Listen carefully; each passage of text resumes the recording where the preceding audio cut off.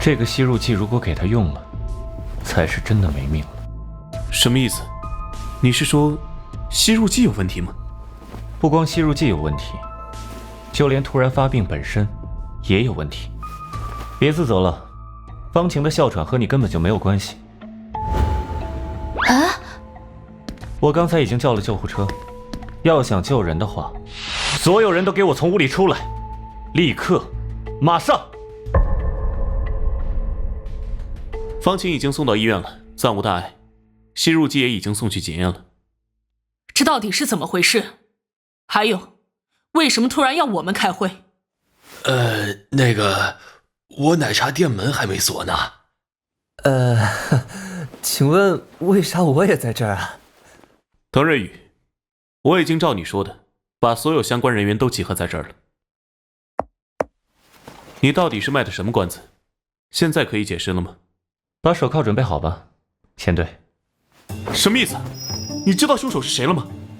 是指哮喘这次吗？还是全部事件？当然，目前所有的信息都齐了。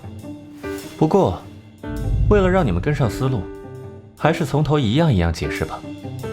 整个骨灰奶茶的作案手法有以下3个疑点：第一，王伯洛是怎么中毒的；第二，尸体腹中的字条；第三，奶茶里的骨灰是怎么来的。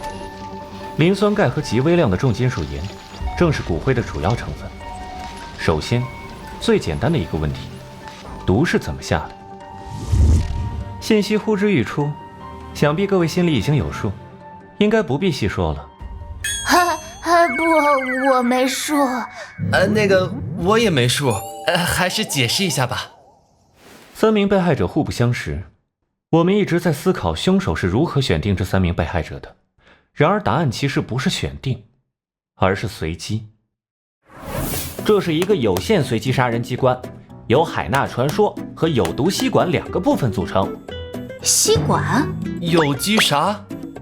一般吸管上有2头，尖头朝下，用来刺破包装；圆口朝上，接触口腔。凶手只要先在吸管的圆头外圈沾上毒液，用烫发夹板加热，粘好包装，再把有毒的吸管混入奶茶店柜台的吸管盒中，就能造成随机投毒。这样，奶茶不会被毒物污染，就算送去检测，也很少会检测吸管口这么微妙的位置，难以查出毒物来源。当时情况紧急，确实没有检查过吸管。可是，为什么要做这么曲折呢？只是下毒的话，明明有更简单的方法吧？哼，所以说，像你这种榆木脑袋，如果去犯罪的话，大概第1天就去监狱报到了。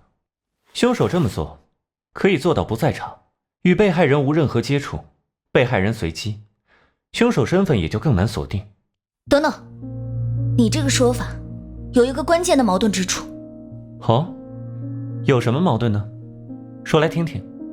字条，被害人腹内都有写了符号的字条，这可是你刚才自己说的。没错，字条和随机投毒有什么矛盾吗？当然有。如果真像你说的随机投毒，也就是说连凶手自己事先都不知道中毒的人会是谁。如果凶手都不知道谁会被害，那凶手又如何提前让特定的受害人吃下字条呢？确实，字条在胃部深处，只有活着时才能吞下，应该是在中毒之前就吃下去的。苗姐，你咋帮着外人说话呀？话说回来，我们跟案子又没关系，为什么要在这陪你们过家家？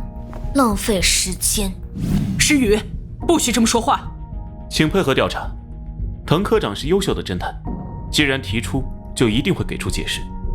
我相信滕科长。字条吗？我就知道你会问这个问题。何诗雨，你刚才问如何才能事先让特定的受害者吃下字条，这当然做不到了。